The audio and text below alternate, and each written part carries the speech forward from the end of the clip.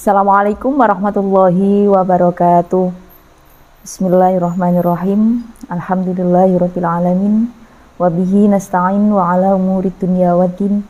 Wassalatu wassalamu ala asrofil anbiya'i wal mursalin wa ala alihi wa sahbihi ajma'in. Amma ba'du.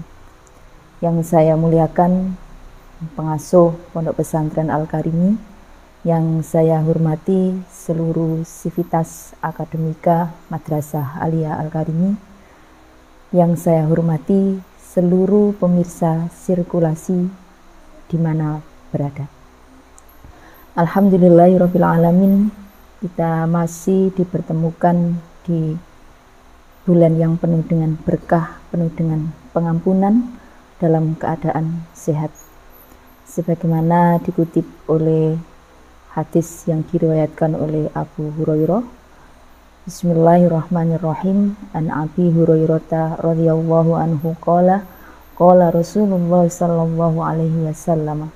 Dari Abu Hurairah radhiyallahu an, bahwasanya Rasulullah sallallahu alaihi wasallam bersabda, "Sumu tasihu." Berpuasalah, niscaya kamu akan menjadi sehat. Pemirsa yang dirahmati oleh Allah, pada kesempatan kali ini saya akan sedikit mengulas tentang bagaimana puasa jika dilihat dari perspektif ilmu biologi. Hampir setiap tahun seluruh umat Islam di seluruh dunia akan menjalankan ibadah puasa, dan itu yang menjadikan fakta yang menarik bagi seluruh ilmuwan dari berbagai disiplin ilmu, utamanya adalah ilmu biologi. Ditemukan di dalam tubuh orang yang sedang berpuasa ada beberapa fakta, diantaranya satu, mekanisme biokimia dan fisiologi dalam tubuh orang yang berpuasa bisa meminimalisasi terjadinya gangguan pencernaan, bahkan mencegah terjadinya kanker. Kemudian fakta yang kedua, puasa juga dapat meningkatkan pertahanan tubuh, karena dengan puasa secara otomatis tubuh kita menghasilkan lebih banyak sel darah putih daripada dalam kondisi tidak berpuasa. Yang ketiga, karena tidak adanya asupan yang masuk di dalam tubuh, maka puasa bisa dianggap sebagai diet alami untuk menyeimbangkan berat badan tubuh.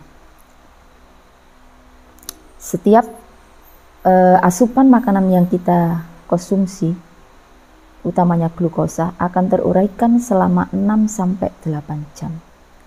Dan apakah sesudah itu kita tidak bisa beraktivitas? Kita masih tetap bisa beraktivitas karena kita masih punya cadangan lemak di sana. Terjadinya metabolisme lemak, pembongkaran asam lemak, untuk menjadi cadangan energi yang kedua setelah glukosa. Pemirsa yang dirahmati oleh Allah, kalau kita sebagai manusia, kita mengetahui bahwasanya puasa, karena itu adalah ajaran dari agama kita.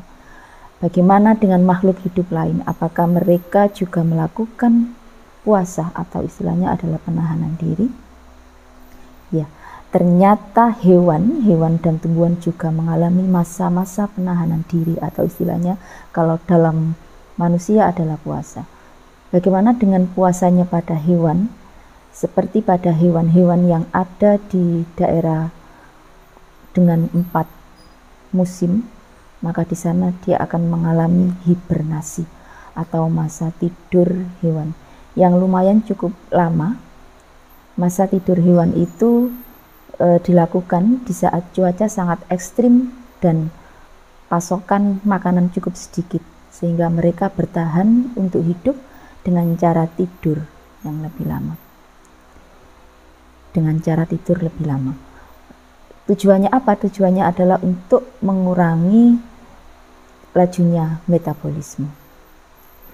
Bagaimana dengan tumbuhan? Tumbuhan juga bisa mengalami masa penahanan diri, atau kalau manusia istilahnya adalah berpuasa.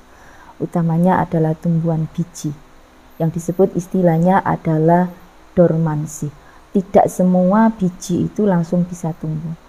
Tumbuh-tumbuhan juga bisa mengalami masa dormansi. Ketika lingkungan belum mendukung, maka tumbuhan itu akan mengalami masa tidur. Tujuannya juga sama, untuk mengurangi laju metabolisme. Dari sini kita bisa belajar, dari melihat dari hewan dan tumbuhan, kita juga bisa belajar bagaimana kita menyiapkan diri sebelum kita melakukan puasa, agar asupan gizi kita juga bisa seimbang, dan kita akan bertahan sampai nanti di akhir, di ujung Ramadan, dan dipertemukan lagi di Idul Fitri.